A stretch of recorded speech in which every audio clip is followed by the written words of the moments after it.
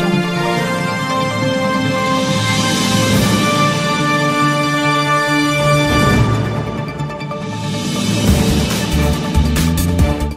असा स्वाद जो राहील याद, महागुणी आरोग्यदायी गांधीग्रामची सुप्रसिद्ध लोक जागर गुळपट्टी. लोक जागर गुळपट्टी आता परवडेल अशा छोट्या पॅकमध्ये उपलब्ध. लोक जागर महिला गृह उद्योगाचे उत्पादन.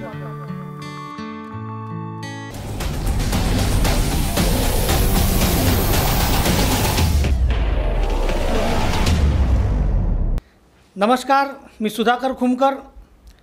लोक जागर न्यूजच्या राजरंग कार्यक्रमात आपलं स्वागत आहे. अकोला लोकसभा मतदारसंघात उमेदवारी अर्ज दाखल करण्याची शेवटची तारीख काल संपली. उमेदवारी अर्ज मागे घेण्याला अद्याप अवकाश असला तरी या मतदारसंघातील चित्र स्पष्ट आहे. भारिप बहुजन महासंघाचे अर्थात वंचित बहुजन आघाडीचे नेते ॲडव्होकेट बाळासाहेब आंबेडकर, भारतीय जनता पार्टीचे विद्यमान खासदार संजय धोत्रे आणि काँग्रेसचे उमेदवार काँग्रेस कमिटीचे जिल्हाध्यक्ष हिदायतजी पटेल या तिघांमध्ये या मतदारसंघात तिरंगी सामना होईल हे निश्चित झाले आहे. आणि आपण काल बोलल्याप्रमाणे मतदारसंघामध्ये निरुत्साहाचे वातावरण आहे. एकीकडे जिल्हा प्रशासनाकडून यावेळेस मतदानाचा टक्का कसा वाढेल यासाठी वेगवेगळे उपक्रम राबविले जात आहेत. जिल्हाधिकारी पापळकर आणि त्यांची संपूर्ण चमू शाळा महाविद्यालयांमध्ये जाऊन या समाजातील प्रत्येक घटकापर्यंत पोहोचून मतदान कसं वाढेल यासाठी वेगवेगळे उपक्रम राबवत असताना मतदार मात्र एक प्रकारचे कोमात गेल्यासारखे झालेले आहेत. 2014च्या निवडणुकीमध्ये ज्या पद्धतीने तिरंगी लढत झाली, अगदी त्याच पद्धतीची तिरंगी लढत यावर्षीच्या निवडणुकीतही होणार आहे. खरं म्हणजे बदलाची अपेक्षा, बदल हा निसर्गाचा नियम आहे आणि बदलाची सर्वांना अपेक्षा असते, उत्सुकता असते. परंतु तीनही या महत्त्वाच्या पक्षांनी, भारतीय जनता पार्टीने संजय धोत्रे यांना चौथ्यांदा रिंगणात उतरवले, वंचित बहुजन आघाडीने बाळासाहेब आंबेडकर यांचा चेहरा पुन्हा या मतदारसंघात उतरवला, तर काँग्रेस नव्या उमेदीचा चेहरा देणार असे वाटत असताना त्यांनीसुद्धा हिदायत पटेल यांना रिपीट केले. याचा परिणाम असा झाला की जेव्हा काँग्रेसची उमेदवारी घोषित झाली तेव्हा धर्मनिरपेक्ष एक जो समाजातला वर्ग आहे तो मोठ्या प्रमाणात या ठिकाणी नाराज झाला. अनेकांना असं वाटते की उमेदवारीमध्ये काहीतरी सेटिंग झाली, उमेदवारी देताना काहीतरी व्यवहार झाला, कुणीतरी पैसे दिले, कुणीतरी पैसे घेतले आणि त्यामुळे हा सगळा उमेदवारांचा तोपणा या ठिकाणी कायम असल्याचं या ठिकाणी दबक्या आवाजात बोलल्या जात होतं.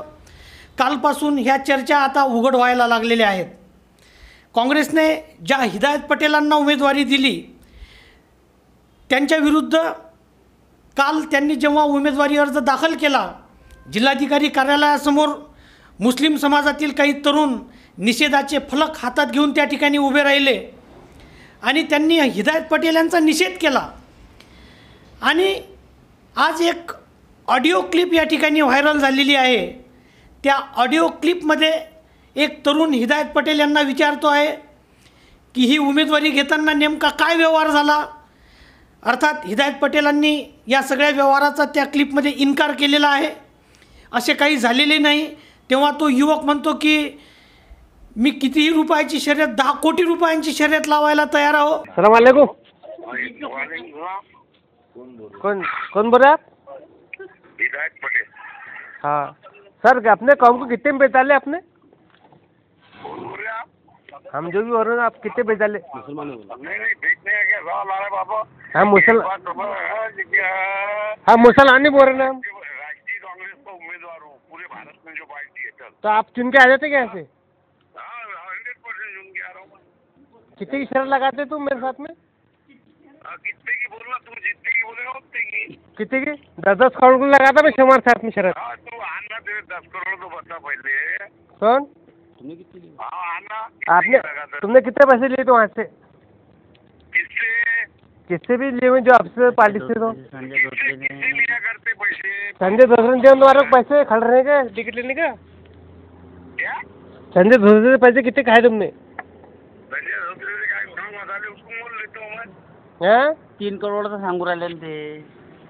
हेलो, अरे मुसलमानों को बेचो मत भला, बहुत पाप भरना पड़ेगा। नहीं तो अम्बेडकर इतने बार गिरा है पूरे महाराष्ट्र में सीता मार के। तो हेलो चाचा, आपको और खतीब को इतना पाप भरना पड़ेगा ऊपर। मुसलमानों का जो भी तुम वो कर रहे ना, एकंदरीत अविश्वासाचं निरुत्साहाचं वातावरण या मतदारसंघामध्ये पाहायला मिळते आहे. प्रामुख्याने तरुण वर्गामध्ये एक यावेळेस असं वाटायला लागलं होतं सगळ्यांना की कुणातरी नव्या उमेदीच्या नवीन चेहऱ्याच्या प्रचाराची संधी आपल्याला मिळेल आणि आपण हा मतदारसंघ पिंजून काढू, पार्टीसाठी काम करू. पण तसं न झाल्याने हे मतदार चिडलेले आहेत आणि त्यांची चीड हे वेगवेगळ्या माध्यमातून आता समोर येते आहे. अनेकांचं असं म्हणणं आहे की विद्यमान खासदार आणि वंचित बहुजन आघाडीचे ॲडव्होकेट बाळासाहेब आंबेडकर कधी जास्त तामझाम करत नाहीत आणि यावेळेससुद्धा तीच लढत होणार असल्यामुळे ते आता काही जास्त भानगडीत पडणार नाहीत. थोडका प्रचार करतील, प्रचारामध्ये रंगत येणार नाही, निवडणुकीमध्ये रंगत होणार नाही. या समाजातले वेगवेगळे घटक असतात, प्रसारमाध्यमं असतात आणि त्यावर आधारित अनेक व्यवसाय असतात, बाकी सगळ्या गोष्टी असतात. त्या सगळ्यांना एक प्रकारची अपेक्षा होती की या माध्यमातून एक चांगली रंगतदार निवडणूक होईल.